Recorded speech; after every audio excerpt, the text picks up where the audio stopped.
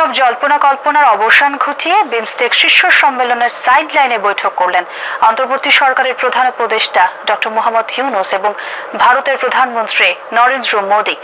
বহুল প্রতীক্ষিত এই বৈঠকে আলোচনা হয় শেখ হাসিনাকে ফিরিয়ে আনা থেকে শুরু করে সীমান্ত হত্যা ও পানি বন্টন চুক্তি নিয়ে। প্রধান উপদেষ্টার প্রেস সচিব শফিকুল আলম বলেন, বৈঠকটি খুবই ফলপ্রসূ ও গঠনমূলক হয়েছে। সরকারের প্রধান উপদেষ্টার সাথে বৈঠক হলো ভারতের প্রধানমন্ত্রী নরেন্দ্র মোদীর।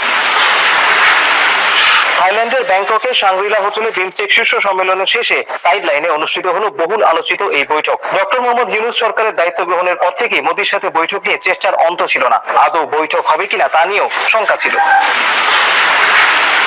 বৈঠক শেষে সাংবাদিকদের সাথে কথা বলেন প্রধান উপদেষ্টার প্রেস সচিব শফিকুল আলম। জানান, বৈঠকে পারস্পরিক স্বার্থ সংশ্লিষ্ট সব ইস্যু নিয়ে আলোচনা হয়েছে।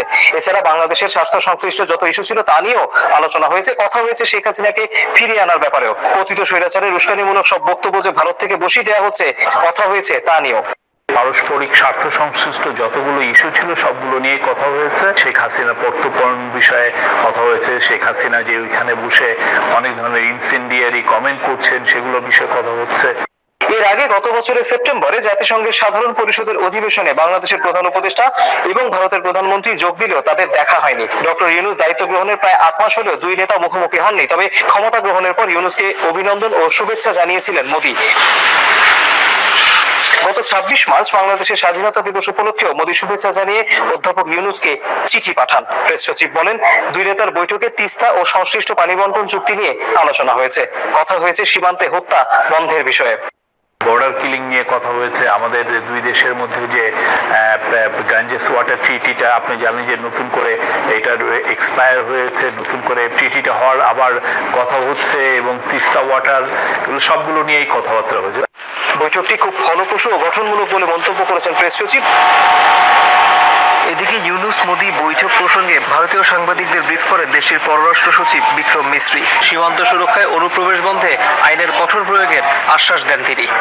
On the border, strict enforcement of the law and the prevention of illegal border crossings, especially at night, is necessary for maintaining border security and stability.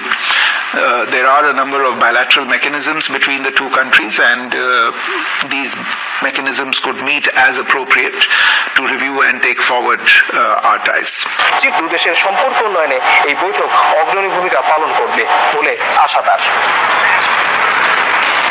5ই August ছাত্র জনতার গণ অভ্যুত্থানের 8 মাসের মাথায় প্রথম বৈঠকে বসলেন বাংলাদেশের অন্তর্বর্তী সরকারের প্রধান উপদেষ্টা ও ভারতের প্রধানমন্ত্রী।